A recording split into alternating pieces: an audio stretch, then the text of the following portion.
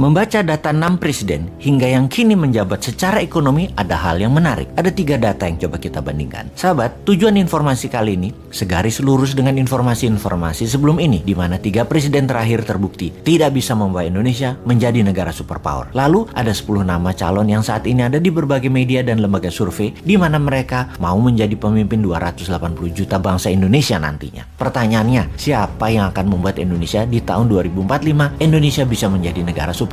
Kalau dari yang 10 nama tadi, ternyata semuanya adalah terpengaruh 3 pemerintahan terakhir mindset bernegaranya. Akankah kita memilih satu di antara 10 itu atau kita cari yang lain? Atau kalaupun mereka tidak terpengaruh, kita tanya, mana konsepnya ketika nanti menjabat? Mana rencana besar atau grand plan-nya untuk membuat Indonesia menjadi negara superpower 21 tahun ketika dirinya menjabat? Oke, kembali ke prestasi 6 presiden termasuk yang terkini. Kita bahas indeks Gini terlebih dahulu, yang kalau di bahasa sederhananya adalah bagaimana kemakmuran didistribusikan dengan mengukur jarak antara the have, orang kaya, dengan the poorest atau orang miskin. Gini rasio, kalau 0 artinya sempurna kekayaan terdistribusi, kalau 1 artinya sempurna ketidakmerataannya. Jadi semakin mendekati ke 0 semakin sempurna cara kelola negaranya. Semakin ke arah 1 adalah semakin kaya oligarkinya. 0,41 adalah indeks Gininya SBY, 0,39 adalah Pak Jokowi, 0,33 di zaman Ibu Mega, 0,31 di zaman Soeharto, Habibie, dan Gus Dur. Kemudian ada yang namanya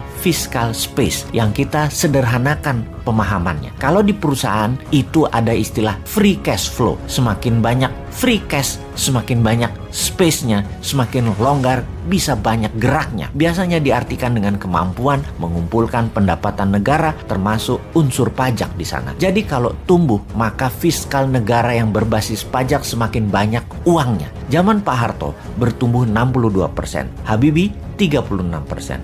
Gus Dur 45%, Megawati 34%, SBY 285%, dan Pak Jokowi 6%. Dan tidak ketinggalan pendapatan per kapita, di mana rata-rata pendapatan setiap individu untuk hidup 1 tahun itu adalah pendapatan per kapita atau dikenal dengan istilah GDP per kapita. Pak Harto selama 31 tahun tumbuh 767%.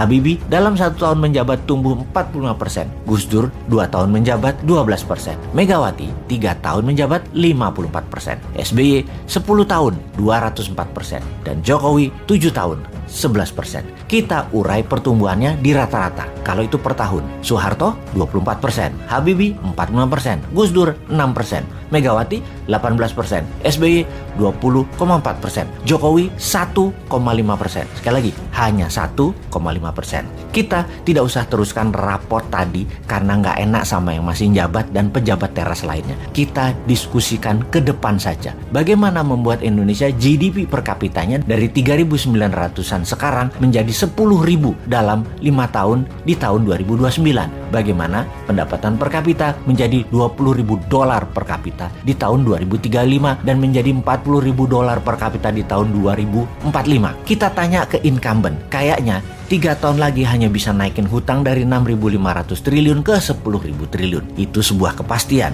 Kalau kita tanya ke 10 calon yang nanti di tahun 2024, kayaknya belum ada yang mikirin karena otaknya saat ini adalah hanya bagaimana menjadi terkenal dan disukai publik. Ketika menjabat, kumaha engke wae lah, rakyat teu ngarti. Pastinya ketika menjabat nanti, ya dalam 5 tahun, otopilot aja pemerintahannya dan kelolaan bernegaranya. Keputusannya tetap populis. Populis di mata rakyat dan populis di mata Tiongkok. Kalau New Mind jelas, printing money, bunga deposito 0%, kelolaan selat dan perairan internasional di wilayah Indonesia 100% untuk keuntungan Indonesia, seluruh sumber daya alam mineral sampai hasil akhir 100% diproduksi lokal, sehingga kita pun memiliki bursa barang jadi, spot dan future price-nya yang menentukan Indonesia untuk mineral tersebut. Pastinya 10 juta putra-putri terbaik berguru ke seluruh dunia dan semuanya telah selesai wajib militer. Mereka lah yang akan membangun dan mengelola domestic direct investment dengan printing money di KEK, kawasan ekonomi khusus. Mau ditiru konsepnya, wahai para calon,